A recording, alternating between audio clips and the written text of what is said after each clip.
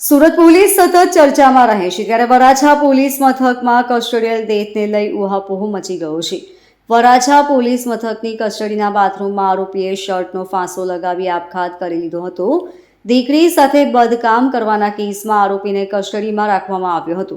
એ દરમિયાન પગલું ભરી લેતા મૃતદેહને પીએમ માટે સ્મીમેર હોસ્પિટલ ખસેડાયો હતો। મૃતક 45 વર્ષીય હતો। પરિવારમાં પત્ની અને 2 દીકરીઓ છે, જે પૈકી નાની 17 વર્ષીય દીકરી સાથે પિતાએ અડપલા અને દુષ્કર્મ આચર્યું હતું। આ અંગે રાત્રે વરાછા પોલીસ સ્ટેશનમાં પહેલા પોક્સો અને અડપલાની ફરિયાદ નોંધવામાં આવી હતી। ત્યારબાદ 45 વર્ષીય પિતાને ઝડપી પાડવામાં આવ્યો હતો। આ સાથે જ સગીર દીકરીનું વિગતવાર નિવેદન નોંધવામાં આવ્યું હતું। પીડિતાનું મેડિકલ ચેકઅપ પણ કરવામાં આવ્યું હતું અને આ સાથે પિતાનું ઇન્સ્ટ્રોગેશન પણ શરૂ કર્યું હતું। પોલીસ દ્વારા પંચ અને અન્ય કાયદેસરની કાર્યવાહી કરવામાં આવી હતી। તે દરમિયાન આરોપી પિતાએ લોકઅપના બાથરૂમમાં બારીના સળિયા સાથે પોતાનો શર્ટ બાંધી ગળે ફાંસો ખાઈ લીધો હતો। ડીસીપી આલોક કુમારે કહ્યું કે વરાછા પોલીસ સ્ટેશનમાં દુઃખદ ઘટના બની છે, જેમાં એક પોક્સોનો અને કલમ 376 રેપનો આરોપી છે। તેણે પોતાના ગળામાં ફાંસો લગાવીને આપઘાત કરી લીધો છે। આરોપી પર દીકરીના રેપ અને પોક્સોની ફરિયાદ નોંધવામાં આવી હતી।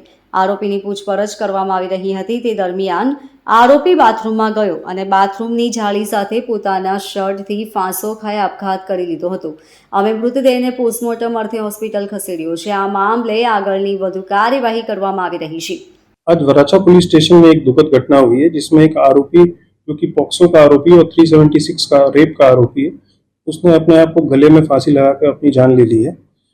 ये आरोपी वराछा का रहने वाला है और इसके ऊपर अपनी बेटी के साथ 376 यानी रेप और पॉक्सो के जो सेक्सुअल ऑफेंस है उसका ये आरोपी है।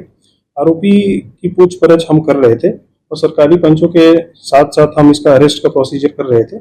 उसी दौरान इसने ये बाथरूम में गए और बाथरूम में अपनी शर्ट के साथ जाली में लगाकर अपने आप की जान ले ली और इस पे बॉडी को हमने पोस्टमार्टम के लिए भेजा हुआ है और इस पे इंक्वेस्ट जो प्रॉपर प्रोसीजर होगा उसके तरीके से होगा। हम इस पे ऑनरेबल सुप्रीम कोर्ट गाइडलाइंस और एनएचआरसी की जो गाइडलाइंस है उस पर हम आगे कार्रवाई कर रहे हैं और आगे हम इसको जानकारी आपको देते रहेंगे। Bureau report LK star news, सूरत।